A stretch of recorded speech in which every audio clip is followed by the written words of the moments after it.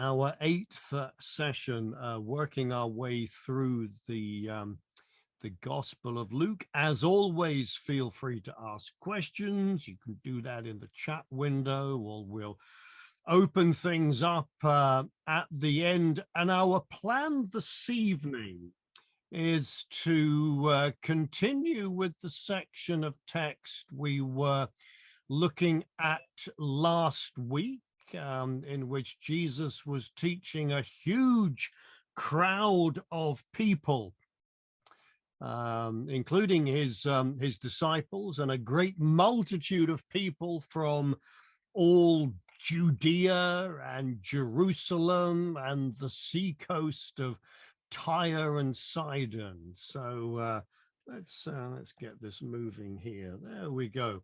You may recall that Jesus had only recently assembled his team of 12 men whom he called apostles.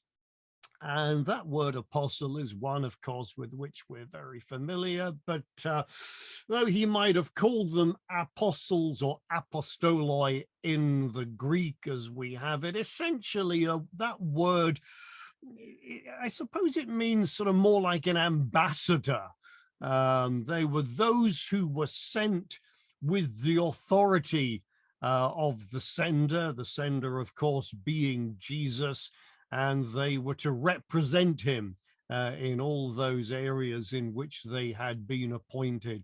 So very much like an ambassador today. So I've often said, instead of thinking of Jesus Christ and the 12 apostles, think of King Jesus and the 12 ambassadors.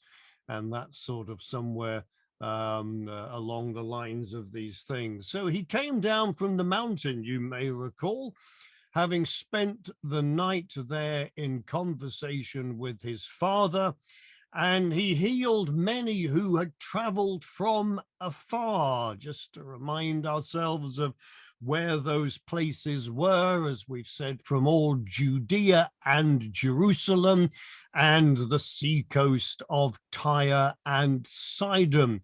Now, I do think that it is rather difficult for us to properly understand this whole situation. We do know that word of Jesus had spread far and wide, and it's likely that many were there primarily in hope of being healed by this miracle worker. Now, this in and of itself would for many have been a life-changing encounter. In the absence of a national health service, and indeed without any of the benefits of modern medicine, which we now by and large take for granted, for many this would have been a matter of life or death. And for many, this may have been the last and only option open to them, that they should make such journeys in the hope that this one of whom they had heard so much might be able to heal them.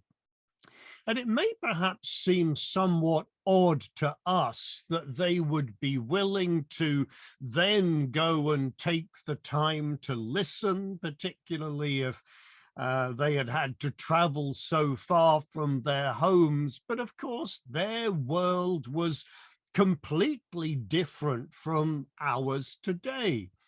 You know, having been healed of whatever illnesses they had had, it's maybe only natural that they would want to know just who this chap was. You know, where was he from? Whom did he represent? What did he have to say? I mean, there was obviously something remarkable about this rabbi, this teacher from Nazareth, that he could do all of these things. Well, you know, what was it all about? And of course, in the absence of television or radio or any such means of mass communication, it was surely a matter of great excitement to listen to his teaching, particularly teaching that was so different from anything they may have heard before. I find it, I think, really somewhat disturbing. I don't know that I'm terribly surprised, but I find it disturbing that there are followers of Jesus who would rather sit and watch the television in order to be entertained in some way than to take hold of opportunities to listen to the word being taught somewhere nearby. But such is the way that that things are. So full are our lives of distractions and competing attractions.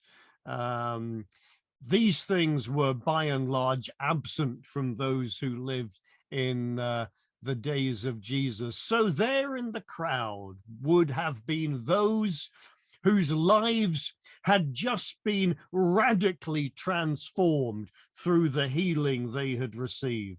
Those who had been crippled perhaps for many, many years, those who had been troubled with unclean spirits, those who had been suffering in all kinds of different ways.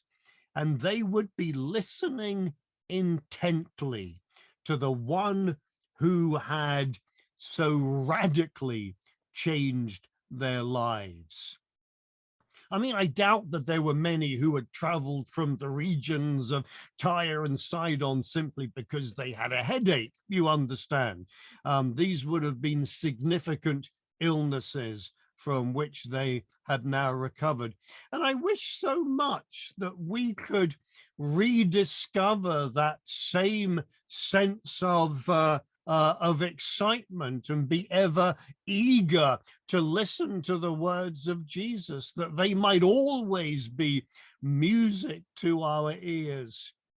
But as we suggested last week, as Jesus was an itinerant teacher, traveling and teaching from place to place, it's certain, is it not, that he must have taught many of the same things over and over again, sometimes perhaps in precisely the same way that he had taught them in the previous town.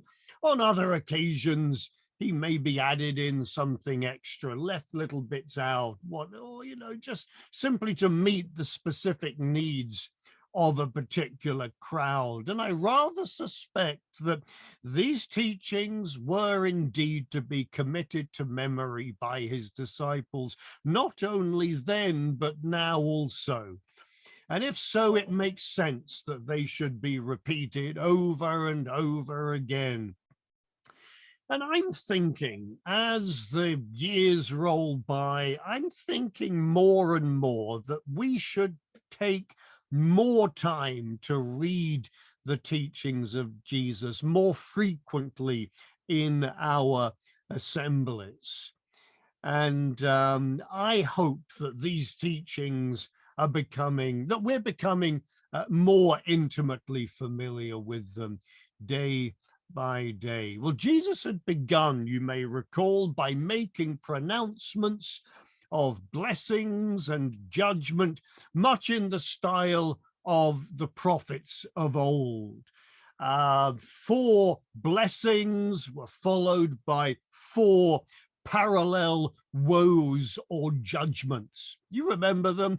Blessed are you who are poor. Blessed are you who are hungry now. Blessed are you who weep now. Blessed are you when people hate you and when they exclude you and revile you and spurn your name as evil on account of the Son of Man.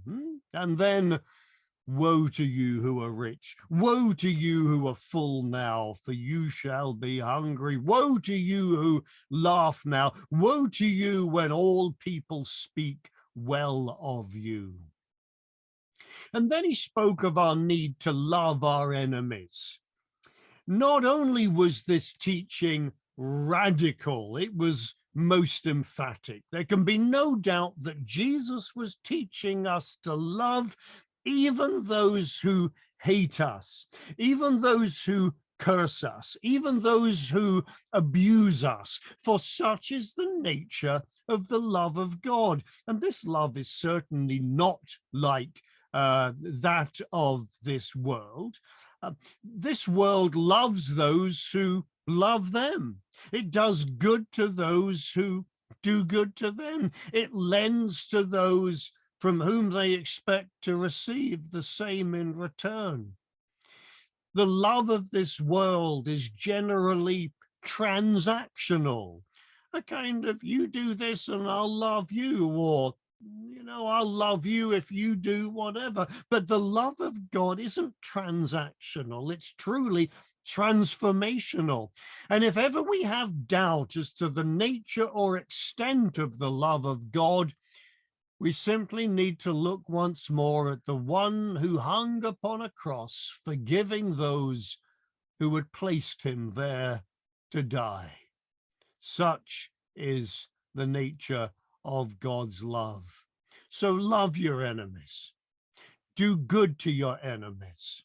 Lend to your enemies, expecting nothing in return. And in this we will be sons or daughters of the Most High, for he is kind to the ungrateful and the evil.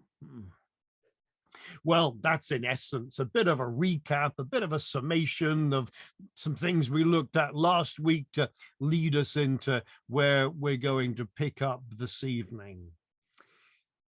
But teaching that is radical, teaching that is not always easy to put into practice. Well, Jesus continued, judge not, and you will not be judged. Condemn not, and you will not be condemned. Forgive, and you will be forgiven. Give, and it will be given to you. Good measure, pressed down, shaken together, running over, will be put into your lap. For with the measure you use, it'll be measured back to you. He also told them a parable.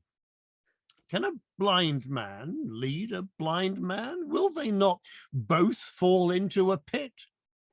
A disciple is not above his teacher, but everyone, when he is fully trained, will be like his teacher.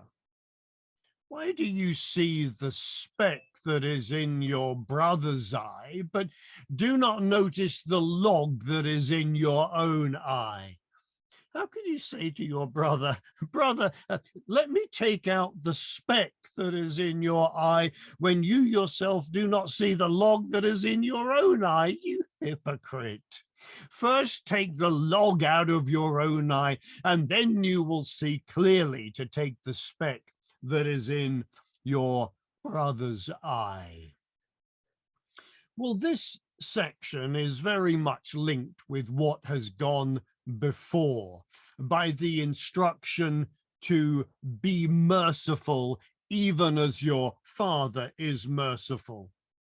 Having said that loving our enemies will make us children of the Most High, for he is kind to all, including the ungrateful and the evil. He continues this idea of imitating our Father, or of following in the family business, as it were, by saying that we are to be merciful just as he is. We're not to imitate the behavior of our enemies. We're not to imitate the behavior of those living in the world around us. We're not to be like them, but rather we are to imitate the behavior of our Father in heaven. He is the one to whom we should compare ourselves, for we are to be like him. Quite a bit later in this gospel, Luke will record Jesus telling a parable to some who trusted in their own righteousness, considering themselves to be better than others whom they treated with contempt. Yeah, it went like this. Two men went up into the temple to pray, one a Pharisee, the other a tax collector. The Pharisee, standing by himself, prayed thus: God, I thank you that I'm not like other men, extortioners, unjust, adulterers, or even like this tax collector. Oh, I fast twice a week. I give tithes of all that I get. But the tax collector, standing far off, would not even lift up his eyes to heaven, but beat his breast, saying, God, be merciful to me, a sinner. I tell you, Jesus said, this man went down to his house justified rather than the other. For everyone who exalts himself will be humbled, but the one who humbles himself will be exalted. The Pharisee compared himself with others around him. He had no real awareness of God, and certainly no awareness of the greatness of God. But on the other hand, the tax collector was almost oblivious to those who were around him, compared himself only with God, and so saw only how sinful he was himself. And so, as we work through this section here in the teaching of Jesus in Luke chapter 6, this next section continues that thought by saying that when our behavior mirrors that of our Heavenly Father, as we compare ourselves with him, regardless of how others around us may behave, well, then we shall reap from him what we have sown. And so he begins by saying, judge not, and you will not be judged.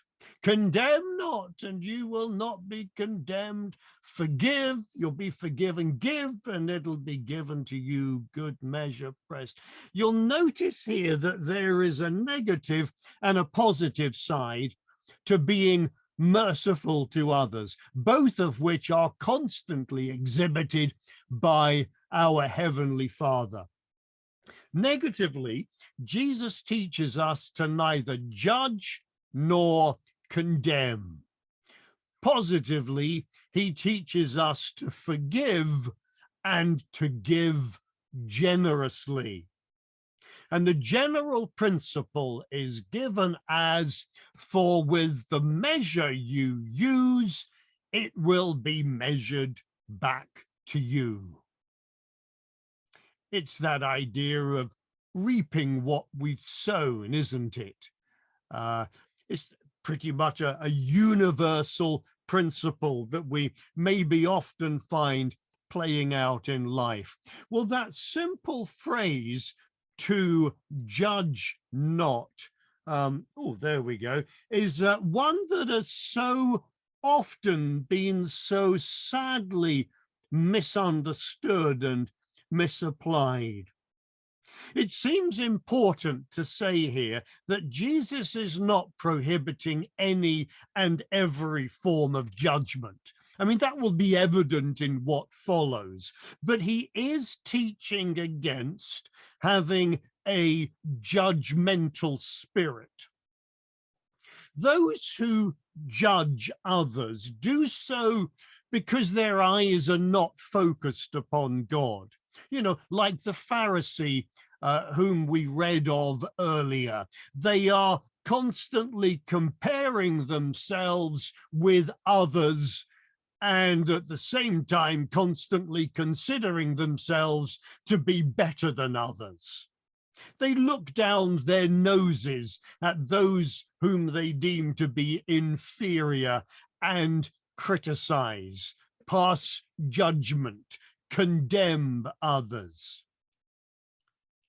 But those whose eyes are fixed firmly upon God, they know that there could never be justification in viewing others with a critical eye because, well, we're all in this together. None of us are better than any other. We're all in it together. How could we possibly treat others in any kind of judgmental fashion? How could we possibly go through life criticizing and condemning others for not being as good as we are? None of us are better than any other. I think it's rather ironic in today's culture that those who call for greater tolerance within society, sort of, you could almost hear them insisting that we judge not, are very often the most condemning of others who see things differently. You know, thou shalt be tolerant of all except those who don't see things the way that I do, kind of idea. Yep. And we see that playing out in all kinds of ways. We see that in all kinds of protests that are made as if somehow or other my view is superior to everybody else's, so everybody else ought to suffer as a result of it. And it's nonsense. Those who go through life passing unfair judgment on others will, I think, generally find their lives to be miserable. But on the other hand, those who habitually give the benefit of the doubt, who judge fairly and who look for good in others, generally find their lives to be far more satisfactory and fulfilling. Well, this teaching that Jesus gives here, teaching against a judgmental spirit and against habitual criticism, doesn't in any way mean that we should turn a blind eye to sin, but we'll say a little more about that in a moment. Looking at others in a more positive fashion, without judgment or condemnation, remembering that we are really no better ourselves. Even if we've been wronged by others, there are really no truly innocent victims, compels us to forgive even as we have been forgiven. But for us to be forgiven, we must first forgive others. We cannot come to God in any way expecting that he might forgive us whilst we are still harboring grudges and refusing to forgive others who might have wronged us. Even as Jesus will later teach his disciples to pray, forgive us our sins, for we ourselves forgive everyone who is indebted to us. One of the attributes, the characteristics that should be prevalent in the life of any disciple of Jesus is that of forgiveness. It should be almost second nature, as it were, if not first, I suppose, that we should be eager to forgive rather than be judgmental or critical in light of others' wrongdoings. Well, then Jesus also told, I meant to mention this phrase, this picture of good measure, pressed down, shaken together, running over, will be put in your lap, is a truly beautiful picture, isn't it? This is the response of our Father in heaven, and as such should be our response to all. And I think something that we really need to get a grip on as far as understanding the character of God is concerned is that he is not only a giver, not only is he a generous giver, but he's a generous giver who simply loves to give over and over and over again, with good measure, pressed down, shaken together, so that you can add even more into the vessel that you might be trying to fill, so much until it runs over. And truly, may our cups always be running over. Well, he also told them a parable. Can a blind man lead a blind man? Will they not both fall into a pit? A disciple is not above his teacher, but everyone, when he is fully trained, will be like his teacher.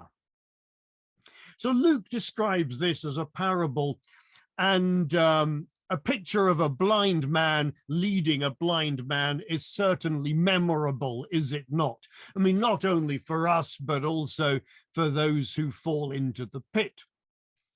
The statement following this seems to suggest that this has to do with being careful to choose the right sort of teacher.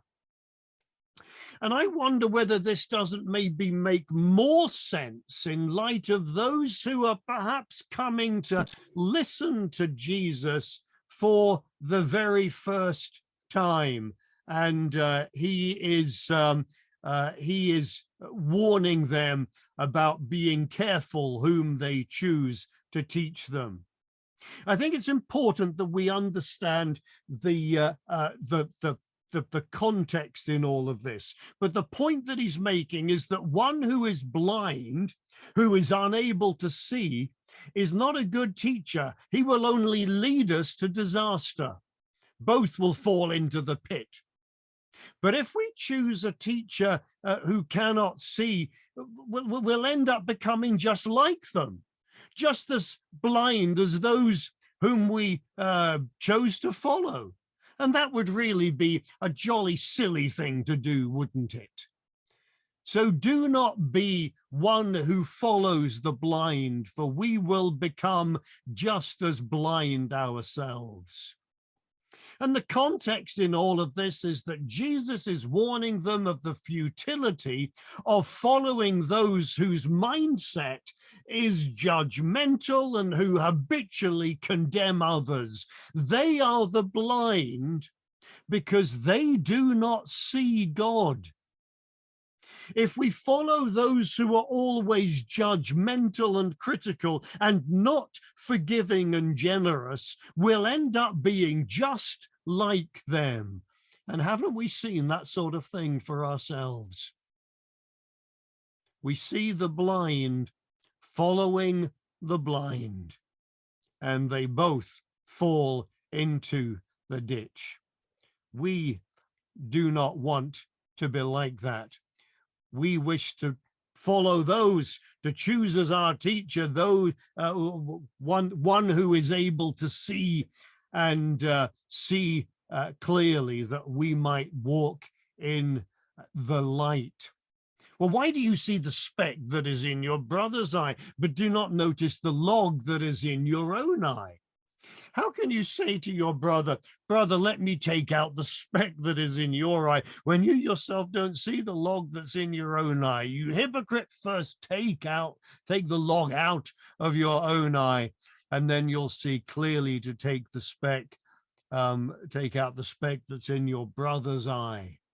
So picking up from the picture of the blind leading the blind and the student becoming like his teacher, Jesus here ridicules the behavior of those who were always finding fault with others, but seemingly unable to recognize their even greater shortcomings. And there are many teachers who are just like that. They want to simply find fault with others all around them, and yet they fail to see the fault in their own eye. And this teaching is, of course, intentionally humorous. The picture of someone observing and trying to remove a small speck from somebody's eye whilst having a huge plank embedded in their own eye. I mean, it's ridiculously funny, isn't it? Our problem is that we've heard this teaching time and time again, and we've forgotten how funny it really is. And I can picture those in the crowd listening to Jesus saying these things, kind of nudging each other and saying, yeah, that's a good one, isn't it? You know, and they'd be talking about it on their way home. Oh, do you remember the one about the fellow with the, and they'll be talking about who is this? And of course, they'll be thinking, at least at times, of the religious teachers, so full of hypocrisy.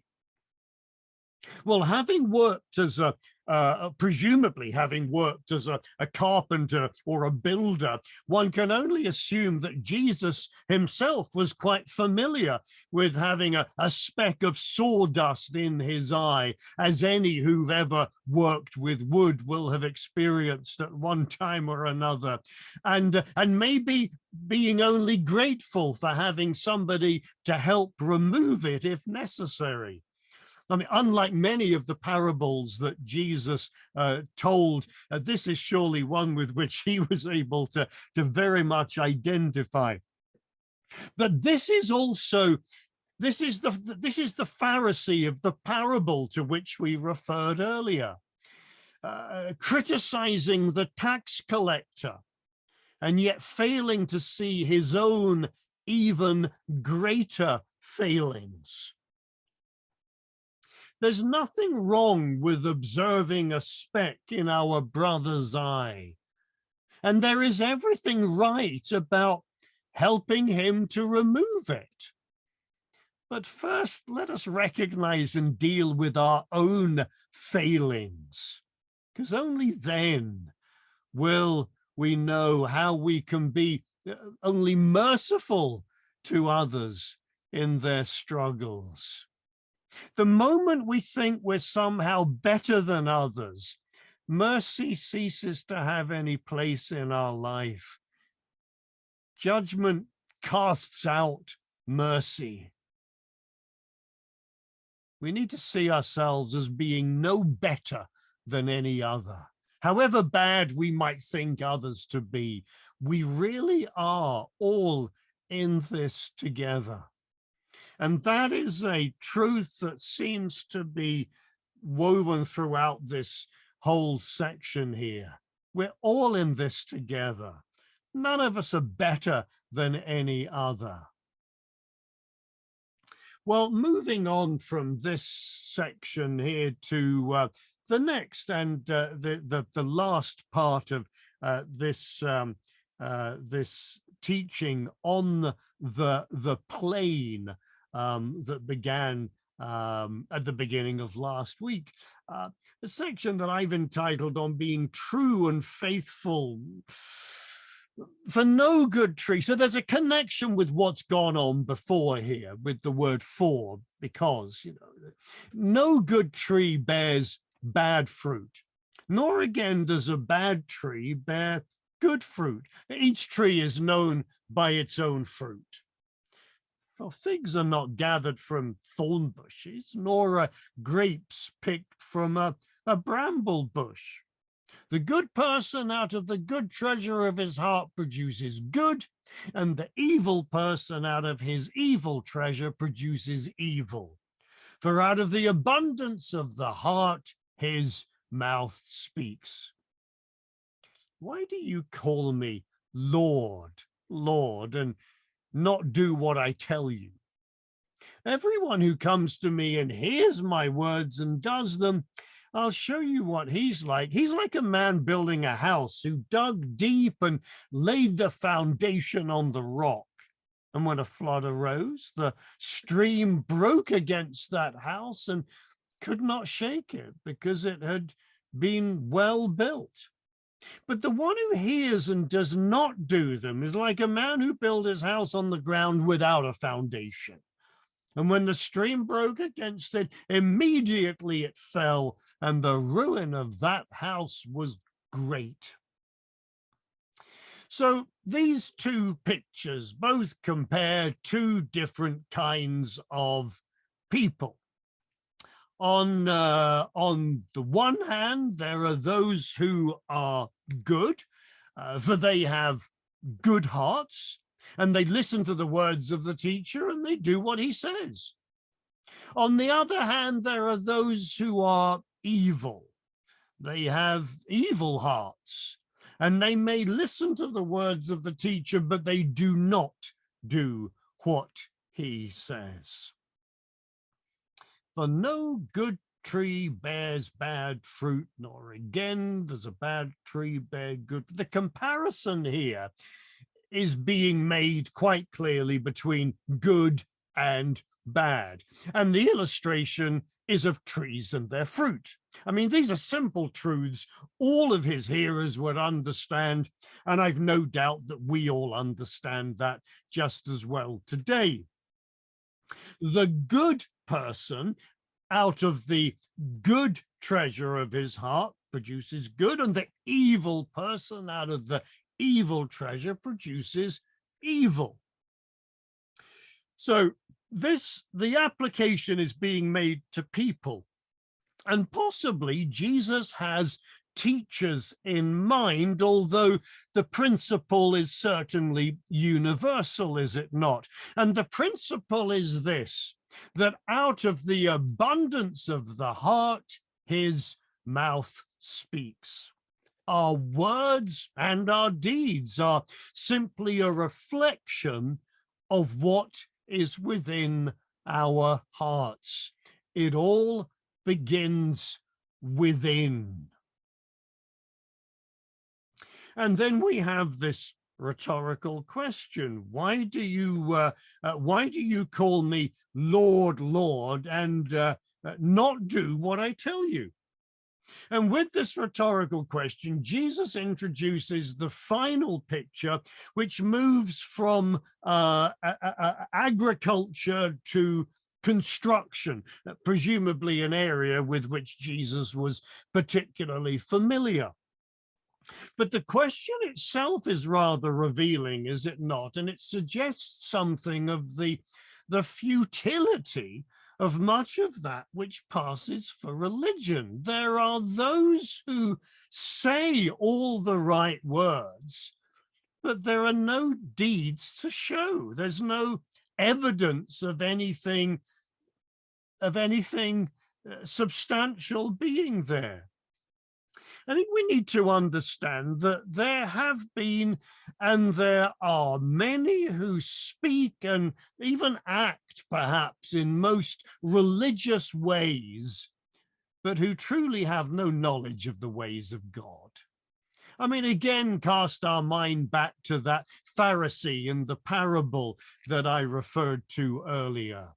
I'm sure that he said all sorts of things that must have sounded to some most impressive. And I'm sure he did lots of things that led others to believe that he was a frightfully religious person.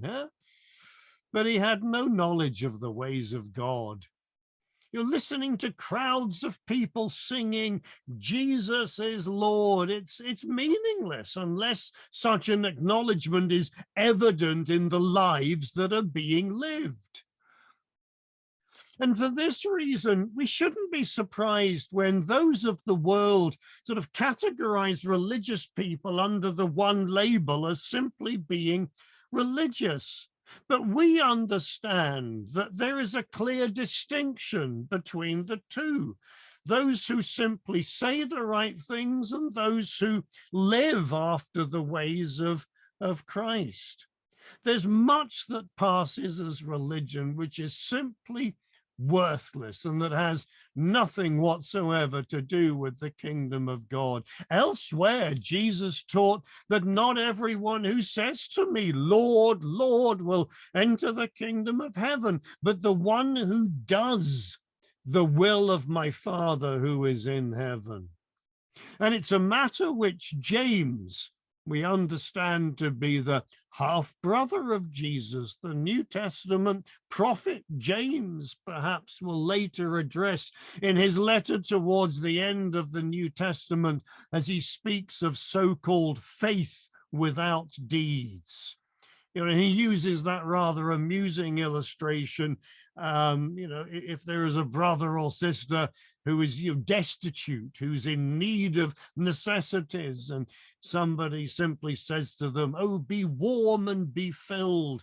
What good is that? Absolutely no good whatsoever.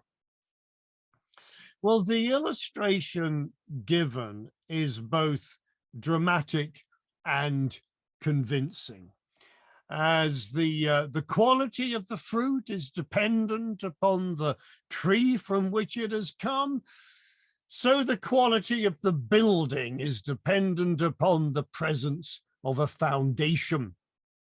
And if ever you've been involved in any sort of building project, and presumably Jesus had been himself on many occasions, you will recognize the very simple principle involved. Before any construction begins, one must first of all dig a suitable foundation. Everything else, quite literally, depends upon that. And as far as that is concerned, nothing has changed significantly in the last couple of thousand years or so. So the teaching in this parable, both of them build a house, one on the rock, the other without foundation. Both houses are subjected to significant flooding, and the end results are significantly different. Those who hear the words of Jesus and do them, they are like a man building a house who dug deep and laid the foundation on the rock. Those who hear the words of Jesus and do not do them, well, they're like a man who built a house. It might have looked impressive, but they built a house on the ground without a foundation, and it will not stand. Let me encourage all to read and read again these words, these teachings of Jesus. So vital are they to what it means to be a follower, a student, a disciple of his, and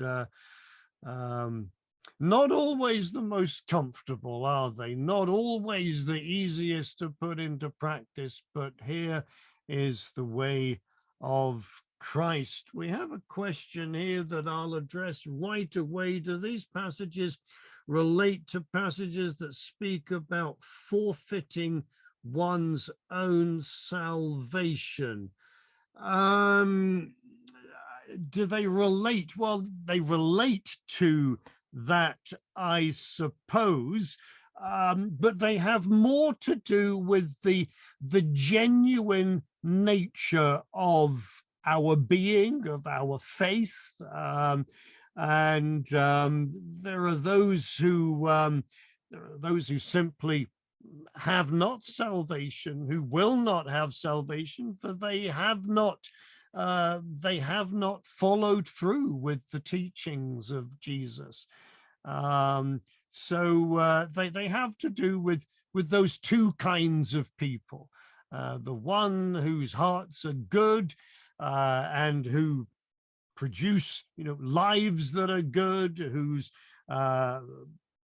lives are like the house that's built upon the rock, and those who are evil, whose hearts are evil, um, who are like the house that's built without any sort of foundation, for they have heard but have not put into practice the ways of Christ. So let's turn off our sharing here. Thank you for being with us this evening.